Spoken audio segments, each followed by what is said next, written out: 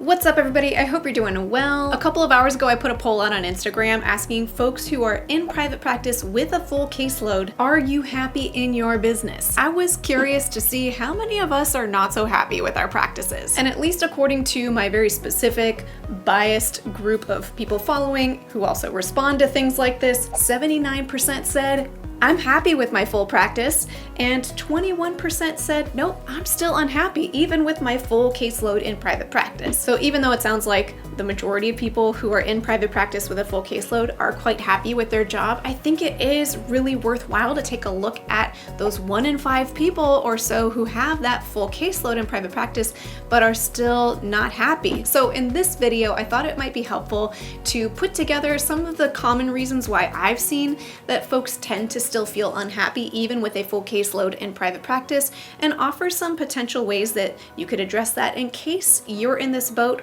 or to help avoid entering into that boat if it's potentially in your future. But it seems like one of the most common reasons why people are unhappy with their full private practice is that they're working too much. For a lot of people, at least, one of the reasons why you're trying to get into private practice is often because you feel like you don't have too much work-life balance in whatever work setting you were working in before. So you're trying to get out of it, and then you find yourself in the situation yet again where you're working more than you wanted to. There can be this kind of narrative or cultural value that like we're supposed to see a certain amount of clients in order to, I don't know, be considered full or to be successful. The therapy work is so inherently emotionally taxing. So we have to think about full time, not in like how many hours of my productive work week am I filling with clients, and more of like how much is a reasonable cap point for me to still be able to sustain this week in and week out. Try to throw out your expectations of, this is how many clients my friends are seeing or how much I used to see at my old job, and just say, if I could be selfish for a second and see however many or few clients as I wanted, money aside, all of that, how many clients a week would I want to see in a perfect world? At least know what that number is, even if you end up adjusting it for other reasons. Now, a second common reason I see for why people are still unhappy, even with their full private practice, is they're getting paid too little. Or again, they're having to see too many clients at the rate that they're earning in order to earn the income that they want. I mean, the oversimplified, simple solution to this is to just find a way to earn more per therapy hour than you're currently earning. Now, I think for a lot of folks, we feel really uncomfortable doing that because it feels like, therapy is already really expensive for folks coming to see us,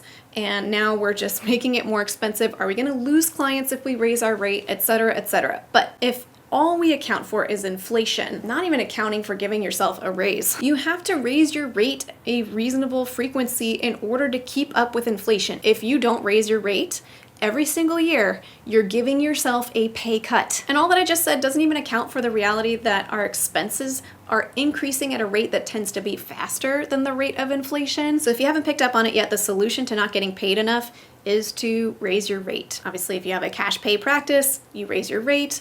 If you have an insurance-based practice, you can ask for a raise. Another reason why I see a lot of folks feel really unhappy, even in their full practice, is that they're drowning in the admin stuff. Maybe when you were working at an agency or a different setting with an employer, the employer might have had other systems in place that accounted for some of those admin items, and now in a solo practice, you're taking them on. Things like billing insurance, or following up on scheduling calls, or taking care of your bookkeeping, or keeping up with your progress notes. So the solution here is finding a way to streamline those things that are taking up too much space and bogging you down on the admin side of things, or it's also an option to hire out for those things. If it helps you to hire something out that you're otherwise procrastinating on or just feeling completely bogged down by, then that might offer you enough energy to see more clients or just enjoy the practice that you have. The next common reason why I see that people seem unhappy in their practice is they wind up feeling really isolated. I mean, I can empathize with how this plays out. You're probably leaving some employment setting that you're just ready to get out of and transition into private practice and to finally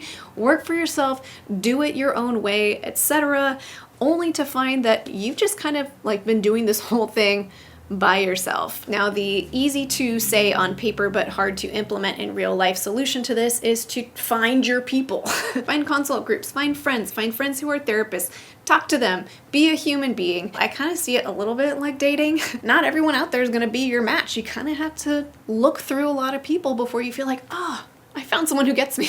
I have some videos about how to find support systems, consult groups, avoid isolation, all of that, so I'll make sure I link to those below. Another reason why I see therapists unhappy in their practice is they're not working with their ideal clients. There can be this lingering kind of message in our field that we're supposed to try to help everyone. And I agree, as a field, as a whole, we should help everyone. But that can't all fall on each of us individually. I notice that a lot of folks can feel uncomfortable advertising towards their ideal clients because that imposter syndrome can start to pop in. And it's a worthwhile question to ask. Are you really qualified to serve the folks that you wanting to work with? If the answer is somehow either no or like I'd like to be a little more qualified, by all means go for it. Make sure you're educated and qualified to serve them, but market to them, talk to them, and invite those folks to contact you in your marketing materials. And the sixth reason why I see so many folks not enjoying their private practice is we're caught in the pressure to serve others first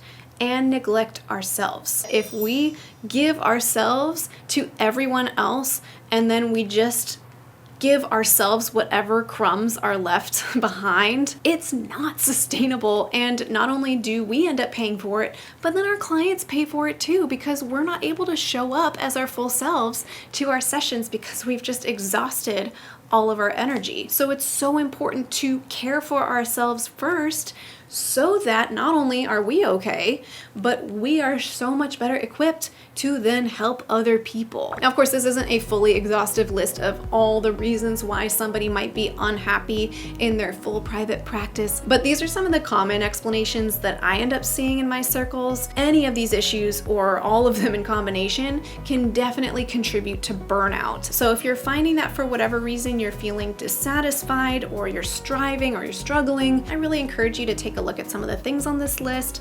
Consult with some folks who you trust to see where things might be going off kilter and addressing them, so that hopefully you can avoid burnout and also you can just have a fulfilling, happy life. I mean, I think everyone benefits if you're able to have a practice that makes you happy. And before we close, I'd like to thank TherapyNotes.com for sponsoring this video. TherapyNotes helps with scheduling, notes, and billing. They have a HIPAA-secure telehealth platform and so much more. So if you'd like to check out TherapyNotes, you can get 2 months to try it for free with no commitment just by clicking the link in the description of this video. And if you're feeling unhappy in your practice, I hope this video offered you some encouragement, maybe some nuggets of wisdom to kind of guide you for whatever might help you in your next steps. And until next time, from one therapist to another, I wish you well.